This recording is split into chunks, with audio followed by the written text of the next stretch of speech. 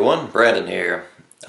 Today I wanted to do a comparison video with the AXFX3 and my sitting behind me Peavey 6505.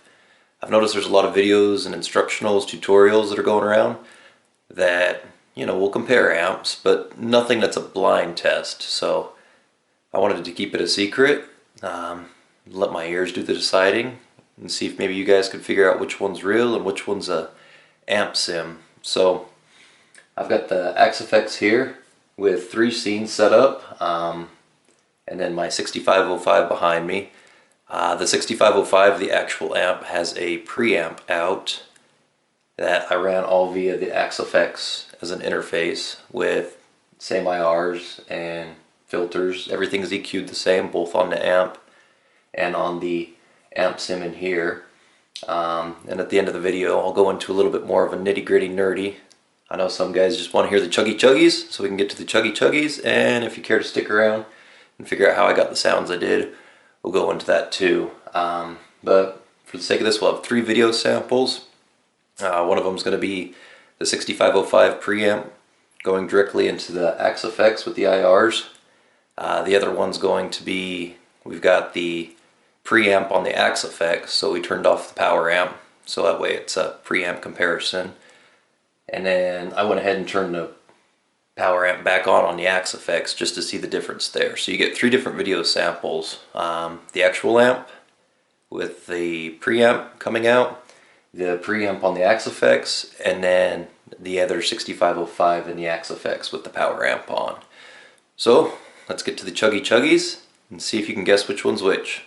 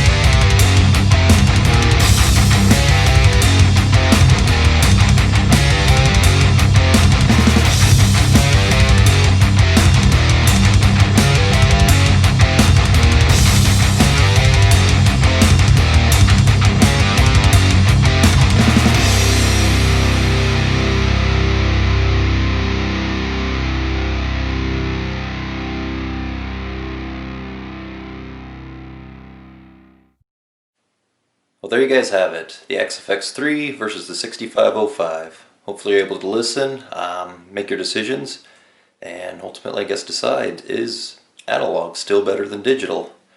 But without further ado, I'm here to tell you, the first sample you heard was the XFX3, the preamp section, the power amp turned off.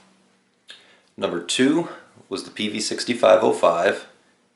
That was the real amp. And number 3 was the, again, XFX3, this time with the power amp on. For what it's worth, and my take on it, they're pretty similar. I don't know that I could tell a difference, other than, obviously, I recorded it and EQ'd it, so there's minute differences that I could say I could pick out, but if I was your average listener, I don't think I could tell. That also being said, when I recorded the guitar samples for these, I actually did the XFX pretty late at night, and my wife was asleep, so that was a lot easier to get done. Since still need to load on the actual amp, I had that running to a cab, and even it had the volume setting at 2. That was pretty roaring, so I had to wait until the day to record that section. So for what it's worth, it was a little bit easier to go through the XFX, but you know, both were great sounding. Love to hear your thoughts and opinions in the comments. Let me know what you think.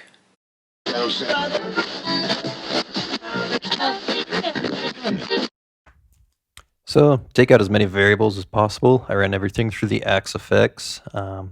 This allowed me to run the audio through all the exact same settings, taking out any issues that might arose with miking a cab or room or anything like that. So I ran 3 scenes. As you can see, the first one says passive amp, so I have the amp block bypassed, so it's running into, that would be the actual amp running into the cab IR, which I have all 5153 cabs, mic'd with a 57 on, split a little left and right, and then a 121 going down the middle for that bottom end.